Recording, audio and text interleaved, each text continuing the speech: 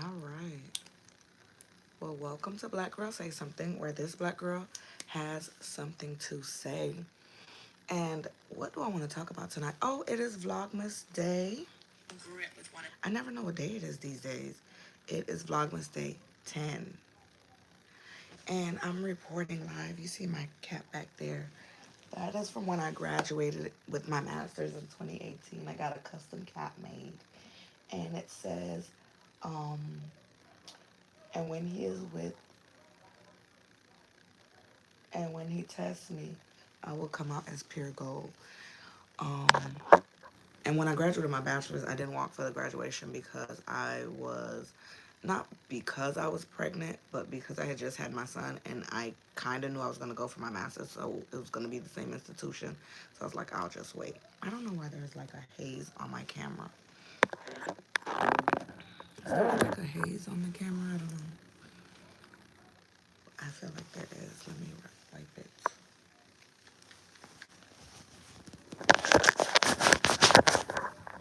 Okay, that looks better now. I feel like that's better. All right. So let's get into it. I had a few conversations over on TikTok that I thought would be great for over here on the live. I didn't essentially think I was going to bring those conversations to the live, but I guess this is where I get to talk about making and creating boundaries. And essentially, um, not even from any other discourse, because I don't want to bring that over here to my platform, but for myself, growing up and learning how significant, or even teaching my children, how significant it is to create a boundary. And it's just as simple as if you say no to something, then that's the boundary, right? And we've all heard this time and time again, no means no, right? That's a boundary. But how many people, and this is me just pulling out from, my research as a health scientist, how many people are assaulted, women specifically, men too, but how many people are sexually assaulted when we talk about the idea of no means no, right? The person who creates the boundary, but then there's the person who crosses the boundary. And so something that I um, talked about was the boundary that I created many years ago, many years ago. I started to get really into the idea of church as it relates to finding my people, finding a congregation, and being more involved. And me being involved was me wanting to show my servitude to God, not necessarily the religious aspect of it. Because I am a forever learner, great teachers are always learning.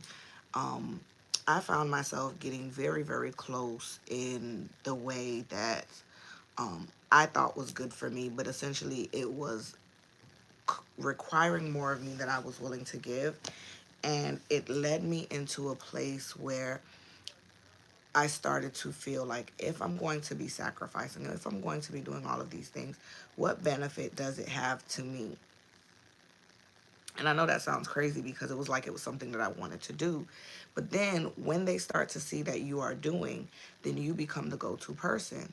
And as somebody who was the go to person as the daughter, the go to person as the sibling, the go to person as on the job, the go to person in my marriage, the go to person for my children, the go to person now in the church, it became overwhelming and my mental health really took a toll. And so when you find people who have very strict and very what you call astringent boundaries, people tend to feel like, oh, well, those boundaries don't apply to me, that's a you problem, when essentially it's all going to make sense when I get there. Is that I pretty much said, when I meet people, I don't like them using terms of endearments with me. What does that mean? Terms of endearments, sis, bro, because I don't use them for people also. Sis, bro, um, honey, babe, love, wifey, um, friend, even if we're acquaintances. Um, I just don't like those terms. So here I am I've never liked them, honestly, because my experience were the people who called me those things the most were the people who were the meanest and the nastiest. And it always had some negative connotation to it. So here I am in the church, and you go sister, brother, sister, so and so, and I ended up being a part of the announcements committee and being the person who had to do the announcements after church. Of course, this is like a Baptist church, so being the person who has to do the announcements, I made the announcement. I'm not comfortable with being called sis, and it was received well by some and not by others, right? And then I found that there were the ones who received it well eventually call themselves getting close to me so that they could call me sis. And even then, it was like, hey, I don't really like that. And I was really very close with another individual in the church, and they ended up, letting that person know, well, why she don't like that. And she was like, well, she just doesn't. So leads me to the next point. What is leads me to the next point of someone asking me, what was the question that was asked? She was like, how do you feel about people calling like children sweetheart or honey? And in my experience, again, I will never talk about something that I've never experienced. That's kind of the whole premise of Black Girl Say Something. That is the whole start of the podcast, is the realizations that I've had throughout my life and those experiences. And really, I'm not voicing them so that they can help somebody. I'm essentially voicing them so that I can go back and listen to them as a reminder to myself, my future self, listening to my past self and be like, yeah, girl, this is what happened. This is how it's going to go. This is what it is. So essentially, I found myself being in this place where I was like, no, I don't like that. But anywho, the question that was posed to me was, how do I feel about people calling children that? I feel like make it a practice to not use terms of endearment on children you don't know. Because why? This is how predators get close to children. It is very predatory. And I used to work for an after school program as a subcontractor. Now, as a subcontractor, they had their own training, which was a very what I would call a lax training, but it covers like the main things, um, how to identify like child abuse. There's a child abuse training, and the training for themselves, and like a little state training that you have to do. But then with the school that they were going to have me contract with, the school essentially was like, this is our training for our school. And they harped in on no using, they didn't use the word terms of endearments, but they were like very strict. There's a strict policy about not calling children, about making sure you call children by their name, whether it's Mr. or Mrs. So and so, or their first name. No shortening their names, no nicknames. Now, the children and this is a private school, so the children have the opportunity that if you do call them by their first name, which is listed on the roster, because it's an after school program, it's 1 hour, there's no major rapport. And each day I had a different class that I would teach. So one day it might have been art, one day it might have been robotics. So I'm not seeing them like those kids. I would see them every Monday. They're not seeing me Monday through Friday. So you have a roster. Of course, you're not going to remember everybody's name, but it puts you in a place to respect the fact that if their name is Melissa, you're not going to call them Mel.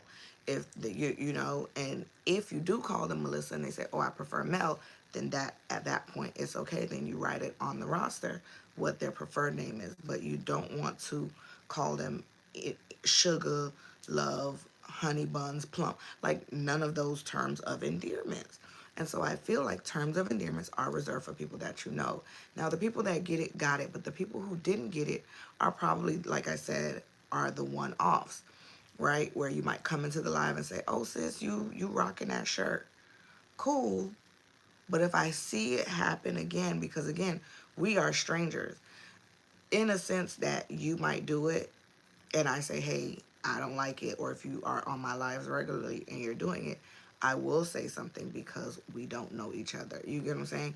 It's really creating a space where if you were to see me in the street, I wouldn't want you to walk up to me and think that we are besties because I allowed you to talk to me as if you do know me with the terms of endearment.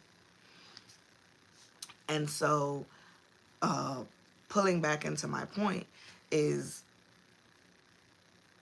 because you can't technically control the relationships that you have online that could translate offline. This is something that I'm finding, being in the space where I work in so many different disciplines, or I interact with so many different people offline. It is a boundary that I have. But what is the difference in those strangers than these strangers? The difference is the strangers online can be whoever they want to be. They might make a page. That page they might say, "Hey sis, you block them," and you say, "Hey, I don't like when you do that." And they're like, "Oh, but I can say what I want to say." And you block them. Then they make another page and they say it again. That is not the case if we are strangers in real life, in person to person interaction, right? Because if I tell you don't do it and then I see you at another networking event and you do it again, now if I see you at another conference and I'm probably not going to speak to you, I probably will just go the other way because that is my right as an adult.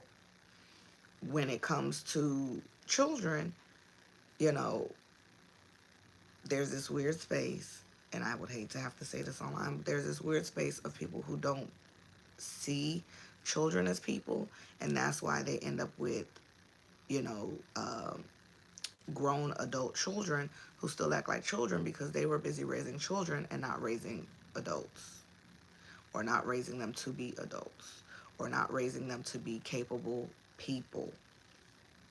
That's another topic for another time. So I just wanted to pop in really quick and share. It wasn't like a discourse or anything, but share my thoughts on an extended platform, to say, hey, when we are, when people create boundaries, the whole premise of what I said is what I said without saying, I should say, is if I create a boundary, why is it that you feel compelled to be the person to cross that boundary? That's ultimately the question. Why do you feel compelled to be the person that crosses that boundary? I don't think, you know, I personally, especially when you've done the work, like somebody like me who's proactively done the work to not allow people to cross my boundaries, I find it highly, to the highest disrespect. You might as well just curse me out like a dog. It's on the same level if I was to tell you no and then you turn around and still do the thing that I told you no about, right? Especially in regards to it having something to do with me. So, yeah. Even when meeting these men, when they say they start with the terms of endearment, it's like, oh, I'm not comfortable with you calling me that. And some of them will respect it. And then the ones that be like, why? And then I explain to them, because I don't know you well enough for you to address me that way. And it's like, it's just that simple. It could all be so simple. It's like lint or whatever flying around. But yeah, it could be just that simple. So I am excited. I don't know what I'm going to talk about tomorrow. If you made it to this point in the video, drop a comment. Let me know what you would like me to address. Now, mind you, I only talk about things that I have firsthand experience in. And I know I don't want to get too nerdy, too geeky on here. But as the year comes to a close, I will take each episode to talk about like what happened in January, what happened in February. That's like when we have 12 days left in the year. Do we have 12 days left? Because I might have to start tomorrow. Let me see. Today is now the 10th.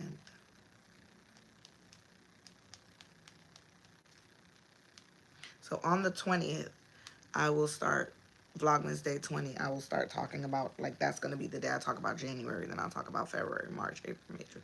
Because every month brought something different. And as somebody who is actively, when I say actively, as somebody who is actively learning astrology, I got this book from Five Below.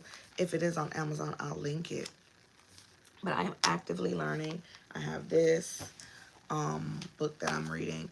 I have this. It's not really like a book, but it is like these little messages and memos. And so this one says, choose people who choose you and let go of people who let go of you. Again, that ties into tonight's message when we talk about boundaries, is people who instinctively want to cross, like their first goal is to cross your boundary. They're not choosing you. I think the people who actively want to learn you will, one, there's no problem with asking why. But when I explain why and then you try to negate my reason why, that is a boundary cross. Because again, did you ask why to, let me see, did you ask why because of your genuine curiosity, or did you ask why to be combative? That's what you have to ask yourself when somebody asks you why on a boundary. And then you go out of your way to explain it, and they be like, what do you mean? What do I mean? I just said it. I just said it.